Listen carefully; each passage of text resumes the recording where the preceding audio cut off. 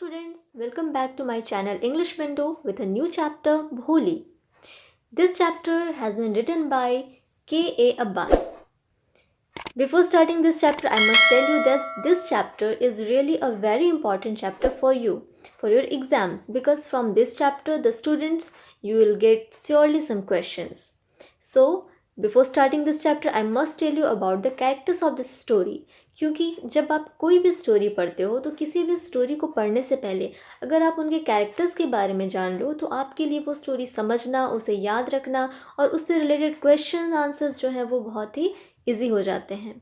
So students, you can see here I have written some characters of this story. Let's see who are they. The first one is Bholi. आप देख रहे हो कि हमारे chapter का भी नाम क्या है, Bholi. It means Bholi is the protagonist. Protagonist means main character of the story. Bholi is also known as Sulekha. It means she is a girl whose name is Sulekha, but the people in the story does not call her Sulekha. She is called what, भोली. उसे भोली के नाम से बुलाया जाता है. ऐसा क्यों? हमारे मन में एक क्वेश्चन अराइज हो रहा है कि ऐसा क्यों, किसी का नाम सुलेखा होने के बाद भी उसे भोली क्यों कहा जा रहा है. So students, don't worry, I will explain you in this story. The next one is Ramlal, who is Bholi's father, and Radha, Mangala and Champa, they are Bholi's sisters. ये जो तीनों हैं वो भोली सिस्टर हैं. मैं आपको बता दूं कि राधा जो थी वो सबसे एल्डर थी, उसके बाद Mangala, then Champa and after them Bholi. And the next one is tehsildar sahab. So dear students, this are the characters of this story. Now let's start this story. This is a very interesting story. इस story में आपको यह पता चलेगा कि एक girl child के साथ क्या बिहेवियर होता है सोसाइटी में, क्या डिफरेंसेस होते हैं बॉयज़ और गर्ल्स के बीच में, और भी बहुत सारी बातें. So let's start the story. Here numberdar Ramlal, यह जो रामलाल है इसके 4 चिल्ड्रन होते हैं. 4 चिल्ड्रन, जिसमें से 4 गर्ल्स एंड 3 बॉयज़ हैं. इन 4 गर्ल्स में से, जैसा कि मैंने आपको यहाँ बताया, Radha, Mangala, Champa and the 4th one is Bholi. तो इन 4 गर्ल्स में से जो भोली थी वो सबसे छोटी, the youngest girl was Bholi, and the eldest was Radha, then Mangala, then Champa, और उसके 3 बॉयज़ भी थे, 3 सन भी थे. सो स्टूडेंट्स, हियर ये जो बच्ची है सुलेखा, यह जब 10 मंथ्स की थी, when she was only 10 months old, तब वह जो है वो एक कॉट से, अपने घर में खटिए से गिर गई थी बाय एक्सीडेंटली, और उस वक्त उसके ब्रेन का कुछ पार्ट जो था वो डैमेज हो गया था, जिस वजह से वो स्टैमर करने लगी. उसका जो ब्रेन था वो फुली डेवलप नहीं हो सका, और इसलिए उसे लोग क्या कहने लगे, भोली कहने लग गए. और इससे भी बड़ा बैड लक ये था कि जब भोली 2 इयर्स ओल्ड की हुई, यानी कि 2 इयर्स ओल्ड में जब भोली पहुंची, तो उस समय उसे स्मॉल पॉक्स हो गया, और स्मॉल पॉक्स के कारण उसके पूरे फेस में क्या हो गया, पॉक्स के मार्क्स हो गए, और इस वजह से उसका जो फेस था वो अगली हो गया. इट मीन्स भोली के 2 निगेटिव पॉइंट्स हो गए. पहला तो वो स्टैमरिंग करती थी, और दूसरा कि वो उसके फेस पे अगली मार्क्स हो गए, पॉक मार्क्स हो गए. सो इस तरह से भोली को, उस बच्ची को सुलेखा की जगह लोग भोली पुकारने लग गए. जब भोली 7 इयर्स ओल्ड की थी, तब उसकी जो बड़ी बहन थी, सिस्टर राधा, उसकी शादी हो गई थी, और उसके बाद फिर चंपा की शादी सेट हो गई थी, उसकी तैयारी होने वाली थी. मंगला की शादी सेट हो गई थी, और उसकी शादी के बाद चंपा की शादी के बारे में सोचने वाले थे उसके फादर रामलाल, जो कि एक रेवेन्यू ऑफिसर थे. यूँ तो रामलाल के सारी लड़कियाँ, उनकी सारी बेटियाँ एक्सेप्ट भोली, सारी ब्यूटीफुल थी, इंटेलिजेंट थी, तो उसके लिए रामलाल को कोई भी प्रॉब्लम नहीं था, उन्हें कोई भी चिंता नहीं थी. बट जो भोली थी वो अगली थी, वो इंटेलिजेंट भी नहीं थी.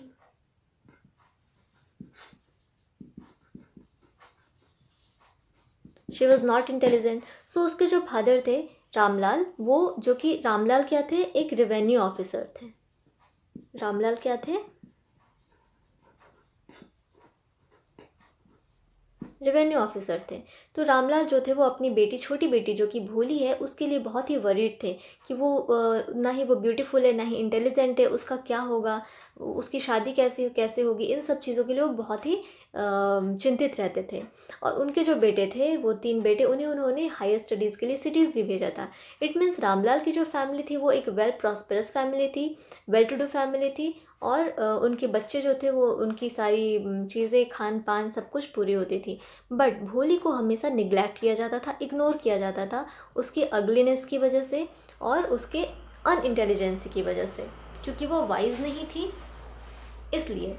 सो एक बार क्या हुआ कि उस गांव में, रामलाल के गांव में गर्ल्स स्कूल की ओपनिंग के लिए तहसीलदार साहब जो थे वो आए।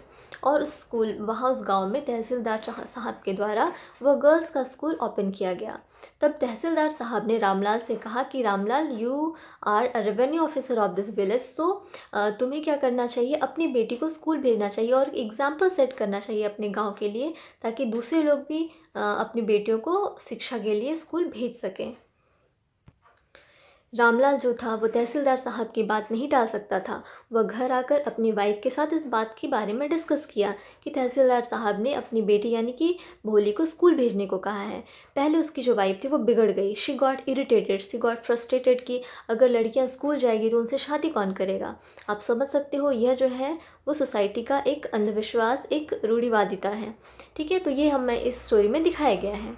नेक्स्ट, तभी सडनली भोली की मदर कुछ रियलाइज़ करती और कहती, हाँ हाँ ठीक है, भेज दो, भोली को स्कूल भेज दो, क्योंकि वो अगली है, इंटेलिजेंट भी नहीं है, वो स्कूल जाए या ना जाए किसी को कोई फ़र्क नहीं पड़ता, क्योंकि उससे कोई शादी नहीं करने वाला है, इसलिए उसे भेज दो और हमें छुटकारा मिलेगा। अब उसके स्कूल वाले समझे, वो रिस्पॉन्सिबिलिटी लेंगे इसकी। इस तरह से ये सारी बातें भोली उस घर में एक कॉर्नर में बैठे सुन रही थी, उदास और हताश होकर के। तब नेक्स्ट डे रामलाल ने यह डिसाइड कर लिया कि भोली को स्कूल भेजा जाएगा। तभी नेक्स्ट डे भोली को तैयार किया गया। मतलब ऐसा है कि भोली के लाइफ में शायद वो फर्स्ट टाइम था जब उसे नहलाया गया, उसके रूखे सूखे बालों को ऑयल लगाया गया, उसे उसके बालों को कॉम्ब किया गया, उसे कुछ नए कपड़े, और वो नए कपड़े एक्चुअल में नए नहीं थे, वो उसकी बड़ी बहनों के छोड़े हुए कपड़े जो कि अब उसे आ रहे थे, वो उसे दिया जा रहा था। तो भोली थोड़ा सा अच्छा फील कर रही थी, क्योंकि ये सब उसके साथ पहली बार हो रहा था, जो कि उसके लिए गुड थिंग्स था। बट भोली को थोड़ा स्ट्रेंज भी लग रहा था, क्योंकि उसने कभी स्कूल का नाम नहीं सुना था। फिर उसे तैयार करके, रेडी करके, उसके फादर जो हैं उसे स्कूल के लिए लेकर उसका हाथ पकड़ कर जाने लगे। भोली नहीं जाना चाहती थी, भोली वॉज स्केयर्ड, वो बहुत ही डरी हुई थी, क्योंकि उसे उसके घर में एक काऊ थी जिसका नाम था लक्ष्मी। उसे वो याद आने लगा कि शायद लक्ष्मी को की तरह उसे भी बाहर ले जाकर कहीं बेच ना दिया जाए, क्योंकि लक्ष्मी को भी बाहर ले जाने से पहले उसे नहलाया गया था, उसे तैयार किया गया था, उसे ये फीलिंग आ रहा था, इसलिए वो डरी हुई थी। बट रामलाल उसे ज़बरदस्ती लेकर स्कूल पहुँचाए और वहाँ पर उसे छोड़ कर आए। भोली डरी हुई सी थी, क्योंकि वो कभी घर से बाहर नहीं निकली, कभी स्कूल नहीं गई थी। वो अपने क्लासरूम में बैठी हुई थी अकेली, वहाँ पे बहुत सारे पिक्चर्स लगे हुए थे वॉल पे। तभी उसकी टीचर उसके क्लासरूम में आती है और वो अटेंडेंस लेती है। तो जब वह भोली को पुकारती है, वह भोली को नोटिस करती है कि वो किसी से कोई बात नहीं करी, वो अकेले जाकर कॉर्नर में बैठी हुई थी। बट हाँ, वो वॉल में लगे जो पिक्चर्स थे, हॉर्स के, काऊ के, गॉट, पैरट, ये सारी चीज़ों के पिक्चर्स को वो देख रही थी, बड़े ही ध्यान से, बड़ी ही एक्साइटमेंट के साथ। स्टोरी के इस मोड़ पर राइटर ने हमें ये रियलाइज़ करवाया है भोली के थ्रू कि भोली कैसे कंपेयर करती है। उस क्लासरूम के वॉल पर जो पिक्चर्स बने हुए थे वो क्या थे? हॉर्स के पिक्चर थे। उस हॉर्स की पिक्चर को भोली जो है वो तहसीलदार साहब के हॉर्स से कंपेयर करती है। उसे लगता है ये तो उसी चीज़ का पिक्चर है जिसमें तहसीलदार साहब चढ़कर आए थे हमारे गांव। फिर उसने उस वहाँ पर क्या रहता है, एक ग्रीन पैरट, ग्रीन पैरट का इमेज रहता है, जिसे वो याद करती है कि मेरे घर के पास जो मैंगो ऑर्चार्ड है, उस मैंगो ऑर्चार्ड में जो पैरट होता है, कुछ वैसा ही फिगर यहाँ पर बना हुआ है। फिर उसे एक ब्लैक गॉड का पिक्चर दिखाई पड़ता है। उस ब्लैक गॉड को वो याद करती है कि उसके नेबरहुड में जो ब्लैक गॉड है, वह तो उसी का पिक्चर लगा हुआ है। और फिर उसे क्या दिखाई पड़ता है काऊ का पिक्चर दिखाई पड़ता है जिसे वो अपने लक्ष्मी से कंपेयर करती है। जो उसके घर में काऊ थी जिसे कि बेच दिया गया था, उससे वो कंपेयर करती है। तो इन सारी चीज़ों को वो देखती है। तभी सडनली वो रियलाइज़ करती है कि उसके बगल में उसकी टीचर जो है वो आकर खड़ी हुई है, और सडनली वो डर जाती है। जब उसकी टीचर उससे पूछती है कि तुम्हारा नाम क्या है, वो हकलाते हुए स्टैमरिंग करते हुए बोलती है भोली। तो उस टीचर को कुछ अजीब सा लगता है। फिर टीचर उसे कॉन्फिडेंटली उसे इनकरेज करती है कि हाँ तुम बोल सकती हो, बोलो। इस तरह से वो भोली को समझाती है, उसे कॉन्फिडेंस दिलाती है, और फिर नेक्स्ट डे वो उसे स्कूल आने के लिए कहती है। नेक्स्ट डे भोली आती है। भोली को वो जगह बहुत ही थोड़ा अच्छा बेटर फील कराता है, क्योंकि उसके साथ इतने प्यार से कभी किसी ने बात नहीं किया था जिस तरह से उसकी टीचर ने बात किया। इस तरह से वो समझती है कि हाँ यह जो प्लेस है वो उसके घर से बेटर है। इस तरह से वो स्कूल आने लगती है कंटिन्यूअसली। इस स्टोरी में नेक्स्ट ट्विस्ट आता है जब कुछ सालों के बाद सडनली भोली के घर में भोली के पेरेंट्स जो होते हैं वो आपस में बात करते रहते हैं कि भोली के लिए एक प्रपोज़ल आया है, मैरिज प्रपोज़ल, जिसमें कि भोली की शादी कराई जाए। बट उसके फादर कहते हैं कि नहीं, वो जो बिसम्बर नाथ है, एक बिसम्बर नाथ है जिसका प्रपोज़ल भोली के लिए आता है शादी के लिए। यह जो बिसम्बर नाथ है वह बहुत ही एक लेम ओल्ड मैन है। बट उसके जो फादर हैं वो सोचते हैं कि ये कैसे हो सकता है, इस बूढ़े इंसान से कैसे उसकी शादी कर सकते हैं। बट उसकी माँ कहती है कि नहीं, ऐसा नहीं है। उस बिसम्बर नाथ को नहीं पता है कि हमारी भोली अगली है, इंटेलिजेंट नहीं है, स्टैमर करती है, इसीलिए इसकी शादी कर दो। अच्छी खासी फैमिली है, वो कमाता है। तब फिर वो अग्री हो जाते हैं और लास्टली भोली की शादी तय हो जाती है। और बिसम्बर नाथ जो है वो बाराती के साथ एक सजे धजे घोड़े में चढ़कर आता है भोली से शादी करने के लिए। बट उसका डिमांड होता है, वह 5000 डॉरी का डिमांड करता है। किससे? रामलाल से, भोली के फादर से। बट शादी के दिन रामलाल जो है वो एबल नहीं होते उसे पैसे देने के लिए। तो वह जो है चिल्लाता है उन पर। वो कहता है कि हम शादी नहीं करेंगे, हम वापस चले जाएंगे बाराती को लेकर।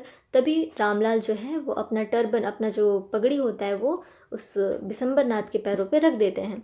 तब भोली जो है वो गुस्सा हो जाती है, और जब उसके फादर वो अमाउंट देने को तैयार हो जाते हैं तब फिर वरमाला के लिए बुलाया जाता है। जब वरमाला के लिए रेडी होते हैं तो गार्लैंड के साथ जब दूल्हा जो है वो बिसम्बर नाथ दुल्हन के भोली के गले में डालना चाहता है, तभी एक लेडी जो है उसका घूंघट, वेल जो है, हटाती है। तो वो लोग देखकर शॉक्ड हो जाते हैं कि लड़की तो अगली है, इसके फेस में पॉक मार्क्स है, हम शादी नहीं करेंगे, एट्सेट्रा एट्सेट्रा। तभी ये सारा ड्रामा होने के बाद भोली जो है वो इंटेलिजेंटली, बहुत ही कॉन्फिडेंटली, वो अपने फादर का इंसल्ट होते हुए नहीं देख सकती है, और वो कहती है अपने बिल्कुल क्लियर वॉइस में कि पिताजी, मैं शादी नहीं करूँगी, मैं इस ओल्ड मैन से, इस अगली ग्रिडी मैन से शादी नहीं करूँगी। I want. और इस तरह से सभी लोग ये सुनकर चौंक जाते हैं, सरप्राइज हो जाते हैं कि ये लड़की कैसी है, वह जो है वो शादी के टाइम में ये सारी बातें कर रही है। बट जब वह क्लियर वॉइस में बोलती है तब सारे लोग शॉक्ड हो जाते कि अरे ये तो साफ साफ बोलने लगी, स्टैमरिंग इसका जो है वो ख़त्म हो गया। तभी वहाँ कोई ओल्ड लेडी कहती है कि ये तो डम काउ थी, ये इतना कैसे बोलने लगी। तब जो भोली है वो क्लियर वॉइस में बोलती है, yes I was a dumb cow, but now I am not a dumb, I will not marry with that person. और वह इतना कहकर अपने फादर को समझाती है कि मैं आपके साथ, आपके बुढ़ापे में आपका साथ दूंगी और खुश रहूँगी। तभी वहाँ पे एक कोने में खड़ी उसकी टीचर रहती है, जिससे वो देखती है और सेटिस्फैक्शन वाले नज़रों से देखती है। और वह उस टाइम टीचर की आंखों में वो सेटिस्फाइड स्माइल दिखता है, जो कि किसी आर्टिस्ट की आंखों में दिखता है जब वो अपना एक मास्टरपीस बनाता है। कुछ ऐसा ही सेटिस्फैक्शन उस टीचर के नज़रों में भी होता है। इस तरह भोली जो है वो अपना डिग्निटी, अपना प्राइड वापस लेती है और इस सारी चीज़ों से ऊपर आ जाती है। So students, it was the story of Bholi. Now I will show you some important questions from this chapter. Students, you can see here I have written some important questions जो कि आपके एग्जाम्स में पूछे जा सकते हैं। Why do people call Sulekha Bholi? Sulekha को लोग भोली क्यों बुलाते थे? Does Bholi enjoy her first day at school? क्या भोली अपना फर्स्ट डे स्कूल में इन्जॉय कर पाती है? Why is Bholi's father worried about Bholi? Bholi के जो फादर हैं वो भोली के लिए क्यों चिंतित होते हैं? Why did Bholi send to school, Bholi को स्कूल क्यों भेजा गया। Why do Bholi's parents accept Bishamber's marriage proposal, Bholi के पेरेंट्स जो है वो बिसम्बर का मैरिज प्रपोजल क्यों एक्सेप्ट करते हैं। And why does the marriage not take place, और जो शादी है, भोली की जो शादी हो रही होती है वो क्यों नहीं हो पाती है। सो स्टूडेंट्स, आई होप आप इस स्टोरी को अच्छे से समझ गए होंगे एंड आप इस सारे क्वेश्चंस के आंसर्स भी कर सकते हैं। So try to do the answer of this questions. Till then, be with me for the next video of your class. Thank you. Have a nice day.